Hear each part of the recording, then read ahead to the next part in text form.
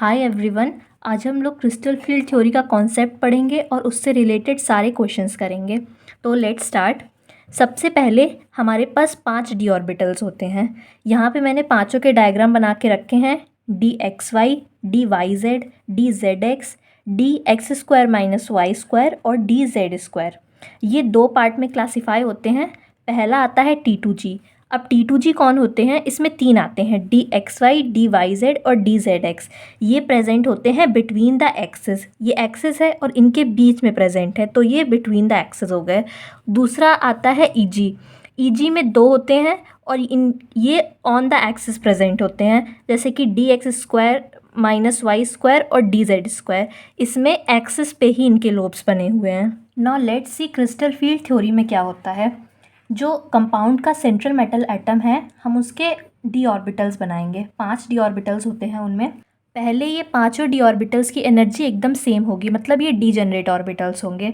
उसके बाद जब लाइगेंड्स इन पे अटैक करेंगे तो ये डी ऑर्बिटल्स 2 पार्ट में टूट जाएंगे। एक की एनर्जी ज़्यादा हो जाएगी और एक की एनर्जी कम रह जाएगी। अब इसमें 2 पॉसिबिलिटीज़ हो सकती हैं, या तो T2G वाला ऊपर हो जाए और EG वाला नीचे रह जाए, या फिर EG वाले की एनर्जी ज़्यादा हो जाए और T2G वाले की कम रह जाए। अब ये डिपेंड करता है कि किस टाइप का कंपाउंड है, ऑक्टाहेड्रल है या फिर टेट्राहेड्रल है। Now let's C octahedral complexes में कैसे स्प्लिटिंग होती है। यहाँ पे मैंने एक एग्जांपल लिया है FeCN6 3-। सबसे पहले हम Fe का ऑक्सीडेशन नंबर निकालेंगे। x - 6 = -3। तो Fe का ऑक्सीडेशन नंबर आ गया 3। यहाँ पे आ जाएगा Fe + 3। अब इसका हम इलेक्ट्रॉनिक कॉन्फ़िगरेशन लिखेंगे तो आएगा आर्गन 4s2 3d6। अब 3 इलेक्ट्रॉन निकालने हैं तो पहले 2 s से निकलेंगे और एक d से निकल जाएगा, मीन्स 3d5 आ जाएगा। अब इसके d ऑर्बिटल्स बना के हम इलेक्ट्रॉन को फिल करेंगे।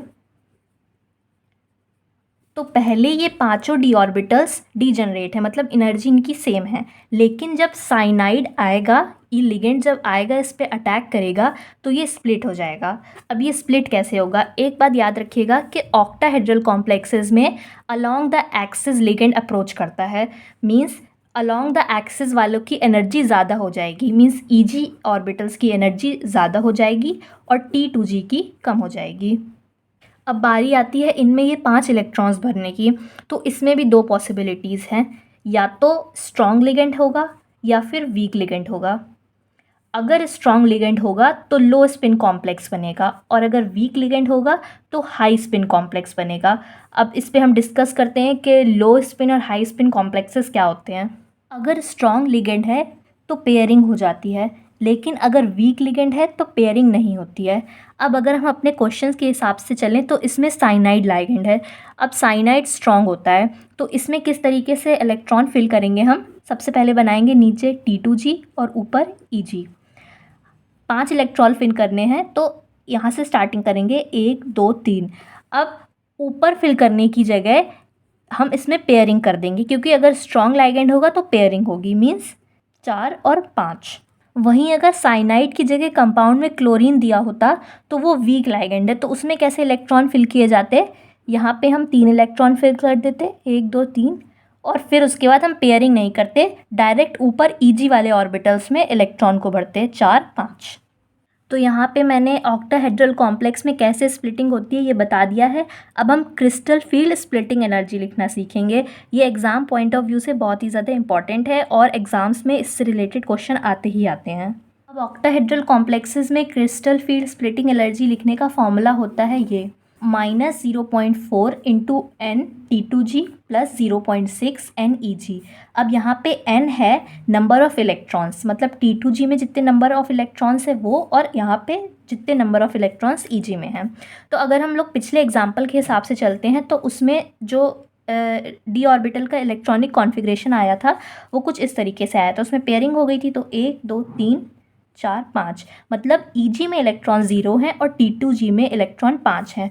तो उस केस में जो क्रिस्टल फील्ड स्प्लिटिंग एनर्जी आएगी वो होगी -0.4 × 5 + 0.6 × 0।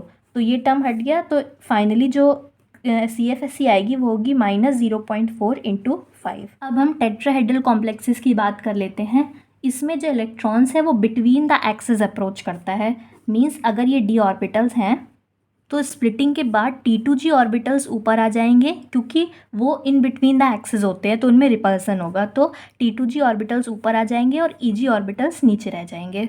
उस केस में जो CFSE आएगी उसका फॉर्मूला होगा -0.6 into number of electrons of EG plus 0.4 into number of electrons in T2G। और यहाँ पे भी सेम वही कॉन्सेप्ट लगेगा कि अगर स्ट्रॉन्ग लिगेंड है तो पेयरिंग हो जाएगी और वो लो स्पिन कॉम्प्लेक्स होगा, और अगर वीक फील्ड लिगेंड है तो पेयरिंग नहीं होगी और हाई स्पिन कॉम्प्लेक्स बनेगा। सिमिलरली उसी तरीके से हम उसका d ऑर्बिटल्स का कॉन्फ़िगरेशन लिखेंगे।